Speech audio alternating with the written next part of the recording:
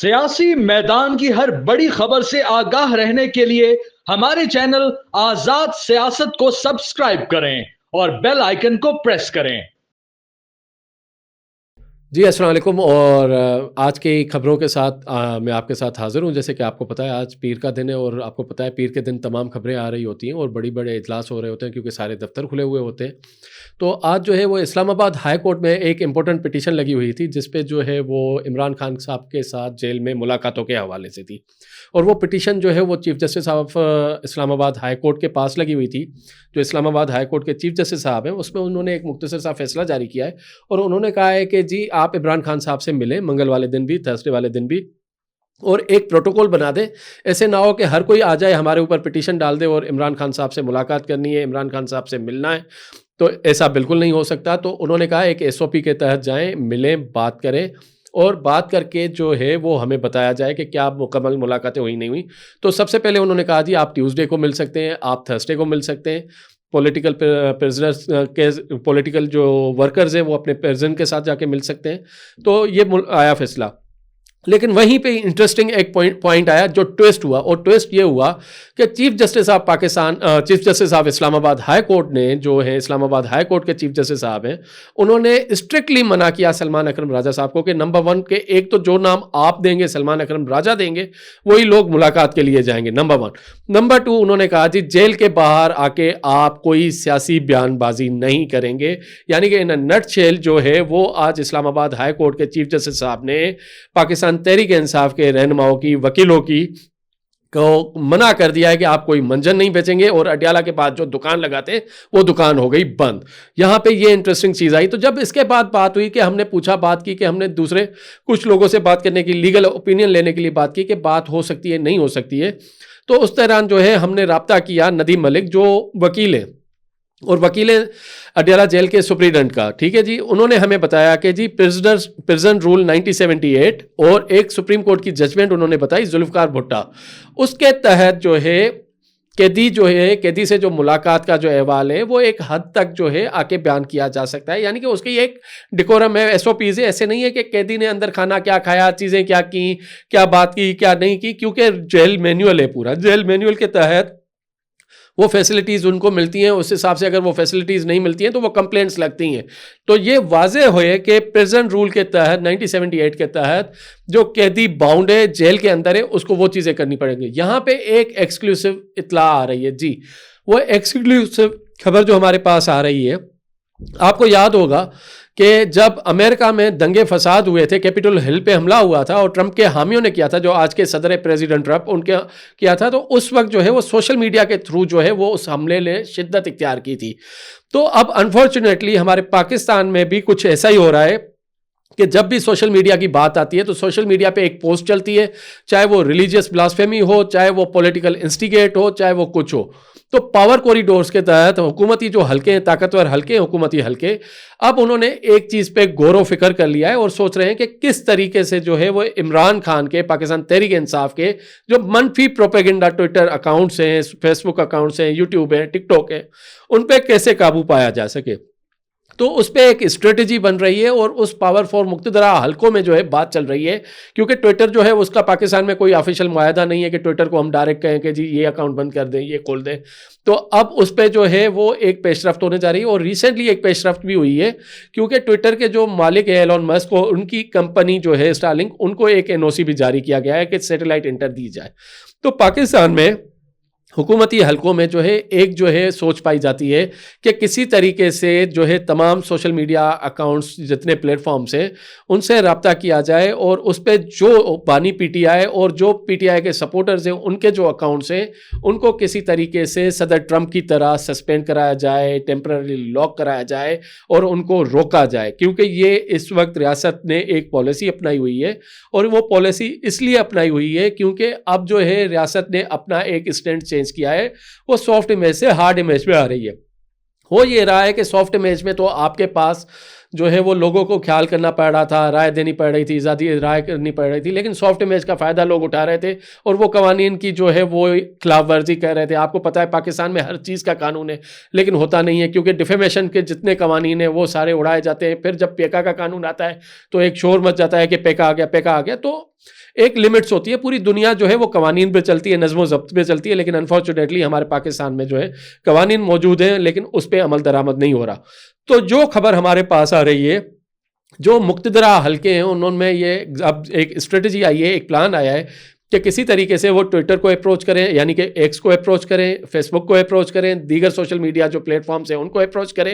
اور جو جتنے بھی اکاؤنٹس ہیں انکلوڈنگ بانی پی ٹی آئی سمیت, عمران خان سمیت جتنے فیس بک کے اکاؤنٹس ہیں, کیونکہ عمران خان صاحب خود تو جیل میں, وہ اکاؤنٹس جو ہیں امریکہ سے چل رہے ہیں اور امریکہ سے وہ منفی پروپیگنڈا پھیلایا جا رہا ہے, اور اس منفی پروپیگنڈا کے تحت یہاں پاکستان میں انتشار پھیلتا ہے, یہاں پاکستان میں بدسکونی پھیلتی ہے. اور ریسنٹلی ہی آپ دیکھیں گے جو ہم نے آپ کو بتائے تھے, جو 19,000 اکاؤنٹس اسکروٹنائز ہوئے ہیں, جو تحریک انصاف کے بھی اس میں کافی سارے اکاؤنٹس ہیں, وہ جعفر ایکسپریس پہ کس طریقے سے بھارتی پروپیگنڈا, بھارتی نیریٹو کو ترجیح دے رہے تھے, پھیلا رہے تھے, اور انہوں نے 25 کروڑ عوام کا سکون کیا. پاکستانی سیکورٹی فورسز کی جو ریپوٹیشن تھی, اسٹیکس تھی, اس کے اوپر کیا کیا قدغنے نہیں لگائے, کیا کیا الزامات نہیں لگائے. تو یہ ساری چیزیں ہیں جس پہ اب حکومت پاکستان نے یہ فیصلہ کیا ہے کہ ان سوشل میڈیا پلیٹ فارم سے جو ہے باقاعدہ طور پہ ایک جو ہے ایگریمنٹس میں جائیں گے, رابطہ کریں گے, اور ایک ٹرانسپیرنسی کی برقرار رکھنے کے لیے, کیونکہ فریڈم آف اسپیچ اور انتشار پھیلانے میں فرق ہے, تو اس کی گائیڈ لائنس بن رہی ہیں ان قوانین میں. تو اب وہ قوانین ایک تو ریڈو ہو رہے ہیں, ریفریش ہو رہے ہیں, دوسرا ان پہ عمل کرایا جائے گا, اور یہ آگے چل کے آپ دیکھیں گے کہ بہت ساری قانون سازیاں ہوں گی اور عید کے بعد فوراً ہوں گی. تو یہاں پہ یہ چیز خبر تھی. دوسرا آپ کو ایک خبر دیتے ہوئے چلیں کہ جی بی ایل اے کا بڑا ایشو چل رہا ہے, اور ریسنٹلی پوری پاکستانی قوم میں ایک جو ہے ہمدردی جاگی ہوئی ہے مہارنگ بلوچ کے حوالے سے, مہارنگ لانگوں کے حوالے سے, اس کے کہ جی وہاں پہ جو ہے وہ بلوچوں کے ساتھ جو ہے بہت بڑا تشدد کیا جاتا ہے, بہت وہ کیا جاتا ہے. لیکن یہاں پہ میں ایک آپ کو حقیقت بتاتا ہوا چلوں کہ آپ کو پتہ ہے کہ ماضی میں جتنے بھی حملے ہوئے ہیں, جہاں پہ بھی حملے ہوئے ہیں, دنیا میں کہیں بھی حملے ہوتے ہیں, جب بھی دہشت گرد کے حملے ہوتے ہیں تو وہ کنڈیم کیے جاتے ہیں. جیسے کہ پاکستان میں جعفر ایکسپریس پہ اٹیک ہوتا ہے تو امریکن ایمبیسی نے کنڈیم کیا, پوری دنیا نے کنڈیم کیا, چائنا نے کنڈیم کیا, مڈل ایسٹرن کنٹریز نے کنڈیم کیا. ایون ورسٹ سے ورسٹ جب بھی آپ کے دشمن ممالک ہوتے ہیں سم ٹائمز ان کیسز میں وہ بھی کنڈیم کرتے ہیں, وہ بھی سولیٹری دکھاتے ہیں. لیکن یہاں پہ جعفر ایکسپریس پہ بی ایل اے نے اعلان کیا کہ یہ حملہ بی ایل اے کے دہشت گردوں نے کیا ہے, بی ایل اے کے جو انہوں نے کیا ہے, اور اس پہ ہی بلوچستان جو بلوچ یکجہتی کمیٹی کی جو سربراہ ہیں جو کرتی ہیں مہارنگ بلوچ صاحبہ, وہ جو ہے وہ کہتی ہیں کہ جی میں اس کی ابھی تک مذمت نہیں کروں گی. اور اس سے سونے پہ سہاگا بات یہ ہوتی ہے کہ وہ کیا کرتی ہیں, وہ چلی جاتی ہیں کوئٹہ اسپتال کے باہر, اور وہ جو دہشت گرد خارجی ہیں ان کی لاشیں ڈیمانڈ کرتی ہیں کہ یہ ہمارے مسنگ پرسن سے. تو ان مسنگ پرسن سے میں آپ کو بتاتا چلوں کہ 2022 میں پاکستان نے ایران پر ایک ایئر اسٹرائک کی تھی, بدلے میں ریٹیلیشن کی تھی, کیونکہ پہلے اس میں انہوں نے حملہ کیا تھا. تو یہ کچھ تصویریں آپ کو میں دکھاتا ہوا چلتا ہوں. جی ٹیررسٹ بجر ہیں, سوگات ہیں جی, ان کا نام جو ہے مسنگ پرسن کی لسٹ میں آپ جائیں دیکھ لیں, آپ کو نام مل جائے گا. ٹھیک ہے جی. پھر ایک جو ہے یہ ہمارے پاس ایک اور ہیں جی ٹیررسٹ عسکر, اس کا اصل نام ہے بشام, یہ بھی آپ کو مسنگ پرسن کی لسٹ میں مل جائیں گے, آپ دیکھ سکتے ہیں. یہ ہم آپ کو اس لیے دکھا رہے ہیں کہ یہ پروف پہ بات کر رہے ہیں. پھر جی ایک کا نام ہے جی سرور ہے, اور وہ بھی جو ہے وہ جانے جاتے ہیں. پھر ایک ہے ساحل اور شفقت, یہ بھی ان کا میں آپ کو دکھا دیتا ہوں. اور یہ جو چیزیں ریلیز کی گئی تھی یہ پاکستان ISPR کی طرف سے ریلیز کی گئی تھی, اور ان کی ڈیڈ باڈیز کے ساتھ ان کے جو ہے بتایا گیا تھا, ان کے لواحقین کو بتایا گیا تھا کہ آپ کا جو گھر کا فرد ہے وہ مسنگ نہیں ہے, وہ سیلف ڈس اپیئرڈ ہے, وہ خود سے غائب ہوا ہے, وہ خود جا کے جو ہے فراریوں کے کیمپوں میں, دہشت گردوں کے ٹولوں میں, نیکسس میں ملا ہوا ہے. تو یہ ایک اور بھی تصویر ہے ہمارے پاس جس کا نام ہے دوست, جو چیئرمین کہلاتا ہے, یہ بھی ہیں جی. اس کے بعد ایک اور ہیں جی محمد وزیر ہیں جی, یہ بھی اسی حملے میں مارے گئے, مختلف حملے میں مارے گئے. جب یہ لوگ مارے گئے تو ایک میرے پاس یہ جو ہے انہی کی جو ہے جس میں یہ ترجمان بلوچستان لبریشن فرنٹ کی طرف سے یہ ریلیز کی گئی تھی, اور اس میں کہا گیا تھا ہم اپنے ان دوستوں کا بدلہ لیں گے. جی یہ ہیں وہ مخارجی, یہ ہیں وہ مکروہ چہرے جنہوں نے پاکستانی مسافروں کو مارا ہے, اور ان مسافروں میں وہ ہیں. اب ہیومن رائٹس کی بات آتی ہے, آپ کہتے ہیں کہ کیا ہے کیا چیز نہیں ہے. تو یہ ایک ماہل تھیں جو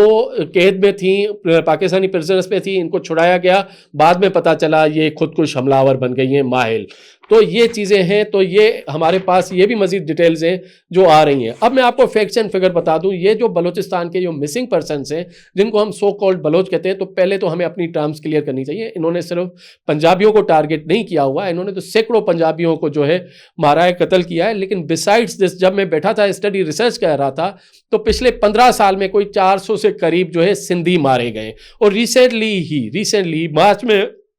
اور مارچ سے پہلے 11 سندھی جو باربر تھے وہاں نائی تھے, ان سندھیوں کو بھی مارا گیا ہے. ایکچولی پرابلم یہ نہیں ہے, پرابلم بلوچستان کی یہ ہے, جو بلوچستان کا ٹیرن ہے وہ اب جو ہے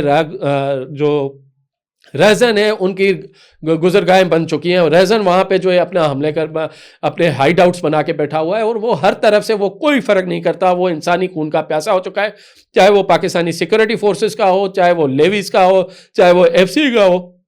چاہے وہ کان کوئلے کی کان کا جو ہے مزدور ہو, چاہے وہ باربر ہو, چاہے وہ درزی ہو, چاہے وہ پنجابی, سندھی, پختون, سرائکی جو بھی ہو, ہمیشہ کیا کرتے ہیں وہ ایک سافٹ ٹارگٹ ڈھونڈتے ہیں, ان کو جو ہے وہ قتل کرتے ہیں. تو میر سرفراز علی بگٹی نے کہا تھا, میر سرفراز بگٹی نے پارلیمنٹ کے فلور پہ کہا تھا, جی ہاں اگر آپ اتنے ہی دلیر بنتے ہیں, اتنے ہی طاقتور بنتے ہیں, تو یہ کینٹیں کھلی پڑیاں آئیں, کینٹوں پہ حملہ کریں, پھر دیکھی جائے گی. تو یہ گوریلا وار ان کی بڑی مضبوط ہے, اور اس کی فنڈنگ جو ہے صرف ایک ممالک سے نہیں ہے,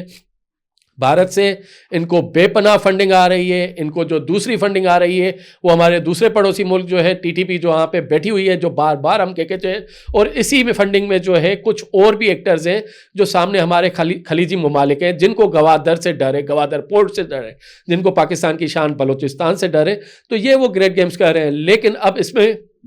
ان کے لیے ایک واضح میسیج ہے, اور واضح میسیج یہ ہے کہ آرمی چیف سید جنرل عاصم منیر نے نیشنل سیکورٹی کمیٹی کی میٹنگ میں بڑا کلیئر کہا تھا کہ جی اب پاکستان سافٹ اسٹیٹ نہیں ہے, اب پاکستان ایک ہارڈ اسٹیٹ ہے, اور یہ ہارڈ اسٹیٹ جو ہے کسی بھی لیول پہ جائے بھی کسی کو بھی نہیں چھوڑے گی, ہر وہ اقدام لے گی, چاہے وہ فائنینشلی جو ہے وہ ٹیررزم کو سپورٹ کر رہا ہے, چاہے وہ جو ہے سہولت کاری میں کر رہا ہے, چاہے ان کے جو ہے وہ دوست ہیں, احباب ہیں, رشتہ دار ہیں. اب جہاں پہ بھی جو ہے ہوگا اس کے آئینی ہاتھوں سے نپٹا جائے گا, اور کسی طریقے کی کوئی رعایت نہیں دی جائے گی. میں آپ کو یہیں پہ ایک اور خبر شیئر کرتا ہوا چلوں کہ آج جو ہے 24 مارچ کو ایک کمیٹی کا جو ہے اعلان ہوا, اجلاس ہوا ہے, اور یہ کمیٹی کی سیکنڈ میٹنگ تھی, the second meeting of the hardened the state committee, جس میں جو ہے بڑے فیصلے لیے گئے ہیں. اور اس میں جو ہے جن کی شرکت ہوئی ہے وہ میں آپ کو بتا دیتا ہوں. Home minister government of Punjab, home minister government of Sindh, home minister government of K P, home minister government of Balochistan, home minister A J K, home minister Gilgit Baltistan, secretary ministry of petroleum, chairman F P R. جی ہاں, chairman F P are کو اس لیے بٹھایا گیا کہ یہاں پہ بتاتا ہوا چلوں کہ وہی ٹرانزیکشنز, وہی پیسے جو دہشت گردی میں یوز ہوتے ہیں, چاہے وہ حوالہ سے ہو رہے ہیں, ہنڈی سے ہو رہے ہیں, سمگلنگ سے ہو رہے ہیں, تو یہ ایک بڑی چیز ہے. پھر جو ہے وہ ریپرزنٹیٹو ہیں آئی ایس آئی کے, ملٹری آپریشنز کے جو ہے ڈائریکٹوریٹ کے ہیں, ایم آئی کے ہیں, انٹیلیجنس بیسڈ آپریشنز جو دیکھتے ہیں, یا انٹیلیجنس بیورو ڈویژن کے ہیں, اور کاؤنٹر ٹیررزم کے جتنے ہیں. اس میں اس میٹنگ ہوئی جی, وہ منسٹری آف انٹیریئر میں یہ میٹنگ ہوتی ہے. اس میٹنگ میں جو ہے بہت بڑے فیصلے لیے گئے, اہم فیصلے لیے گئے, اور ان کی جو ہے باقاعدہ ایک پریس ریلیز کے ہم منتظر ہیں کہ وہ